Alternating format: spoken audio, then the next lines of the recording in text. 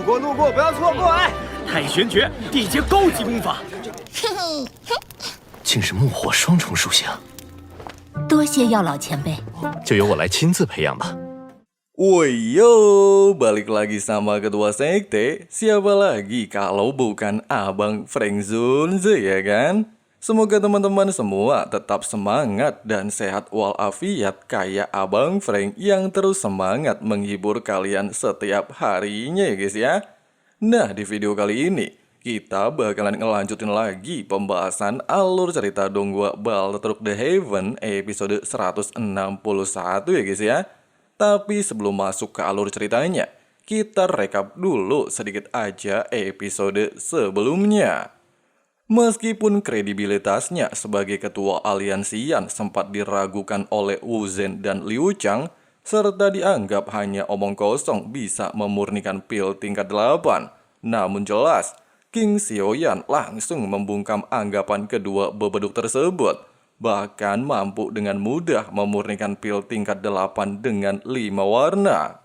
Tidak sampai di sini, dikarenakan Wu Zhen dan Liu Chang terbukti banyak salah dan telah berkhianat kepada aliansian, Xiaoyan dengan tegas memberikan hukuman berat kepada mereka berdua. Terus gimana sih keseruan dan kelanjutan alur ceritanya? Penasaran ya kan? Jadi langsung aja simetriskan pandangan kalian. Inilah waktunya kita baku hantam.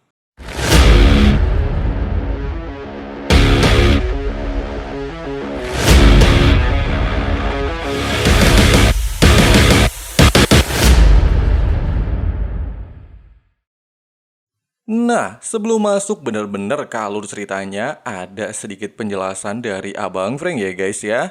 Di versi dongguannya sedikit dirubah tidak sesuai versi novel. Ada adegan di mana Xiaoyan dan Cailin melakukan pernikahan, tapi tidak ditayangkan. Dan mereka langsung cabut ke dataran tengah menggunakan lubang cacing antara aliansian dan pavilion bintang jatuh. Jadi bukan spoiler yang salah guys ya, tapi memang adegannya dibuang oleh pihak studionya. Jadi garis besarnya, Cailin di versi Donggua saat ini belum resmi jadi bininya Xiaoyan ya guys ya. Singkatnya, setelah kembali ke pavilion bintang jatuh serta mengetahui Yao Chen kebingungan melihat seorang gadis kecil di sampingnya, Xiaoyan lantas memperkenalkan gadis tersebut bernama Xiao Xiao dan memintanya untuk memberikan hormat kepada guru besar. Sehingga seketika mengingatkan Yao Chen dengan masa lalu Xiaoyan.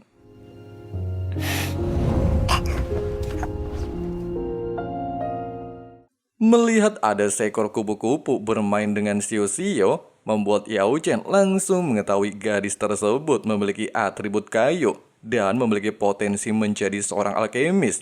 Bahkan ternyata Xiao Xiao juga memiliki atribut api, tapi tiba-tiba saja meski kejadian konyol tersebut bikin muka ganteng Aba Yao Chen kayak badut, namun dia justru merasa senang mendapatkan momongan baru. Dia juga berniat mengajari Xiao Xiao untuk mengendalikan kekuatannya secara sempurna, serta menjadikannya sebagai wanita terkuat di benua Dougi. Dengan alasan tersebut, Yao Chen lantas memutuskan untuk menjadikan Xiao Xiao sebagai murid pribadinya.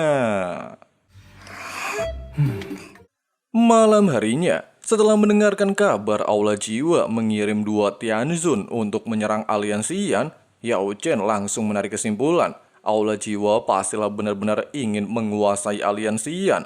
Bahkan meski pertempuran sudah selesai, aliansian tetaplah tidak boleh lengah. Kemudian sambil menunjukkan sebuah peta beberapa kota yang dulunya milik sekte Yunlan, tapi saat ini sudah jatuh ke tangan Aula Jiwa, serta Aula Jiwa lebih gencar mengumpulkan tubuh jiwa, Yao Chen menduga pastilah ada rencana besar. Meskipun Yao Chen tidak tahu tujuan pasti Aula Jiwa, namun dikarenakan faksi tersebut sangat misterius, pasti ada hal besar yang direncanakan. Selain itu juga, dikarenakan pecahan peta terakhir api pemurnian iblis akan dilelang setengah bulan lagi di pasar ruang spasial, serta aula jiwa juga menargetkan api surgawi. Yao Chen meminta Xiaoyan untuk bergerak lebih cepat. Sambil membenarkan ucapan tersebut, serta mereka sudah memiliki 3 pecahan peta lainnya, Xiaoyan lantas bertekad untuk mendapatkan pecahan terakhir. Beberapa saat kemudian, ketika Cailin lagi asyik ngelonin anak kita, maksudnya anaknya, Xiaoyan terlihat memasuki ruangan dan melihat wajah cantik Xiao yang saat ini sedang tertidur pulas. Di saat Xiaoyan berjanji akan melindungi mereka saat berada di dataran tengah, Cailin tiba-tiba saja meminta Xiaoyan untuk santuy. Dirinya juga akan menjadi lebih kuat untuk bisa melindungi orang-orang yang ingin dia lindungi. Mendengarkan hal itu, seketika membuat Xiaoyan teringat dengan masa lalunya bersama Cailin, di mana wanita di hadapannya memanglah selalu memiliki tekad sangat kuat. Hanya saja tidak ingin terbawa suasana dan terhasut oleh godaan syaitan untuk yang kedua kalinya, Xiaoyan lantas memberikan cairan spiritual dari Yao Chen untuk membantu Xiao mengontrol dokinya. Kemudian dia pamit undur diri. 3 hari kemudian, setelah tiba di wilayah terpencil tempat pasar ruang berada, Xiaoyan mampu merasakan banyak aura kuat berada tidak jauh dari lokasi mereka. Bahkan yang terlemah saja berada di bintang 3 dozon. Meskipun banyak ahli kuat yang hadir serta resiko terjadi kekacauan sangat besar, tapi Yao Chen meminta mereka untuk santuy.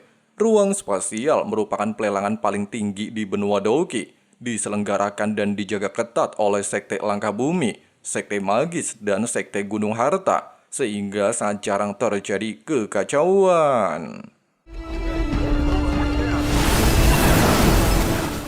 Beberapa saat kemudian setelah tiba di dalam ruangan spasial, Yao Chen lantas meminta mereka untuk berhati-hati mencari barang di luar pelelangan, sementara dirinya pengen jalan-jalan santuy sendirian. 走过路过不要错过，太玄诀，地阶高级功法。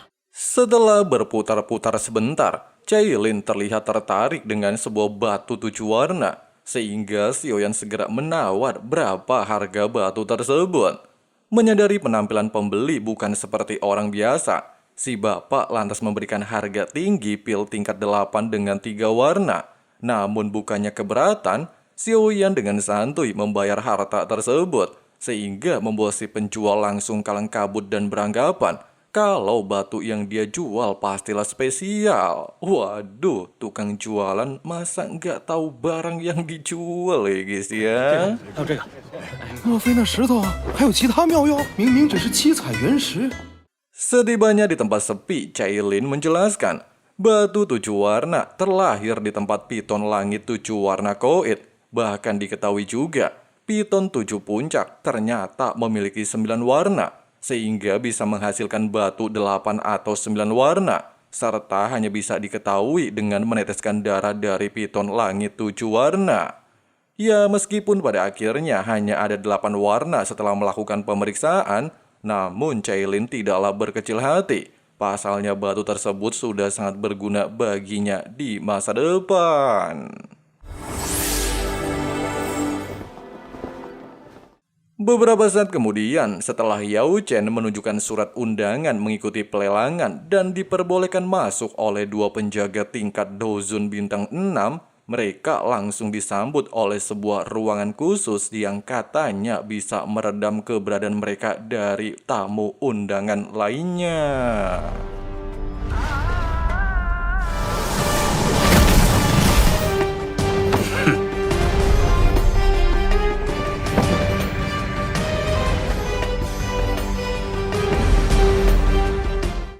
Nah, orang ini bernama Baosan. Dia akan menjadi pemimpin ruang spasial. Bahkan menyadari kekuatan Pak Tua Baosan berada di puncak dozun perubahan ke-9, membuat Xiaoyan cukup terkejut. Sementara Yao Chen terlihat biasa saja. Pasalnya, Baosan diketahui merupakan ketua faksi Gunung Harta dan selangkah lagi maju ke tingkat Banseng. Singkatnya, dikarenakan seluruh tamu undangan sudah mengetahui aturan lelang ruang spasial, Bausan lantas menunjukkan barang lelang pertama yang merupakan sayap tulang ponik iblis surgawi, didapatkan dari seorang master dari klan ponik iblis surgawi yang terluka dan mati.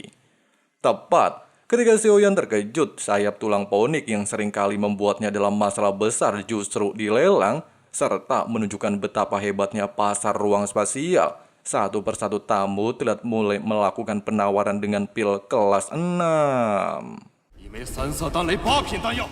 Seiring berjalannya waktu, setelah barang lelang tubuh Fajra terjual dengan harga pil kelas 8, serta Bausan kembali menunjukkan sebuah gulungan kitab racun langit, Xiao terlihat sangat tertarik dengan benda tersebut, sehingga Xiaoyan langsung menawarnya dengan 2 pil tingkat 8 5 warna. 定向了我的密室，这么多呀！此人是何方神圣？我用2枚5色丹雷的8品丹药来换。谢谢你，小妍。 Barang lelang terakhir kedua tidak lain adalah pecahan peta api pemurnian iblis, sehingga membuat seluruh orang yang mengetahui tentang peta itu langsung berbondong-bondong melakukan penawaran dengan harga cukup tinggi. 我出5枚7色丹雷，我出下5枚。 Sampai akhirnya di tengah-tengah penawaran ada seorang tamu menawar dengan 5 pil tingkat 87 warna, sehingga membuat beberapa tamu langsung mengurungkan niat untuk kembali menawar. Sementara Xiaoyan langsung menawar dengan 7 pil tingkat 87 warna. Tidak ingin kalah, sosok misterius dengan 2 cabe-cabean kembali menawar dengan 1 pil tingkat 88 warna. Sementara Yao Chen langsung menawar dengan 3 pil tingkat 88 warna, sehingga membuat keadaan sempat memanas. Sampai akhirnya, ketika Yao Chen menawar dengan 1 pil tingkat 8 dengan 9 warna, serta sosok misterius tersebut tidak kembali melakukan penawaran, peta pecahan terakhir api pemurnian iblis jatuh ke tangan mereka. Namun Yao Chen meminta Xiaoyan untuk berhati-hati, pasalnya orang barusan tidaklah biasa dan hampir mencapai ranah Banseng, sehingga ditakutkan akan terjadi sesuatu setelah acara selesai. Singkatnya, di saat seluruh tamu undangan penasaran apa harta terakhir dan bahkan peta api surgawi berada di urutan kedua terakhir, Pak Tua Bausan lantas menegaskan, barang terakhir bukanlah benda, melainkan sebuah informasi penting dan gratis tanpa dipungut pajak oleh DPR. Oleh sebab itu, dikarenakan informasi ini bisa menggemparkan, maka ditempatkan pada urutan terakhir. Bausan melanjutkan, informasi tersebut berkaitan dengan pohon Bodhisattva, sebuah pohon kuno yang disebut juga sebagai reinkarnasi kebijaksanaan, menjadi harta karun tingkat 3 dalam benua Dogi, dan hanya tumbuh setelah 1000 tahun, bahkan hanya matang setelah 100 tahun kemudian, memiliki efek untuk membantu seseorang langsung menerobos ranah Doseng. Di satu ruangan gempar dengan info tersebut, Bausan melanjutkan, menurut informasi yang dia dapatkan, pohon Bodhisattva muncul di wilayah tanah kuno, menjadi wilayah paling kuno dan berbahaya di benua Dogi. Meskipun kelompok Xiaoyan juga terkejut mendengarkan informasi tersebut, namun mereka memutuskan untuk segera membawa kembali peta api pemurnian iblis ke pavilion bintang jatuh. Sementara Bausan segera menutup acara lelang, pasalnya semua barang lelang dan informasi telah dia berikan. Nah guys, meskipun banyak adegan yang dibuang dan dirubah sama versi dongguannya, tapi keseluruhan alur cerita masih sesuai dengan versi novelnya ya guys ya. Pertama yang di-skip itu adegan Xiaoyan dan Cailin menikah. Dan yang kedua ada di mana ketika perebutan peta api pemurnian iblis.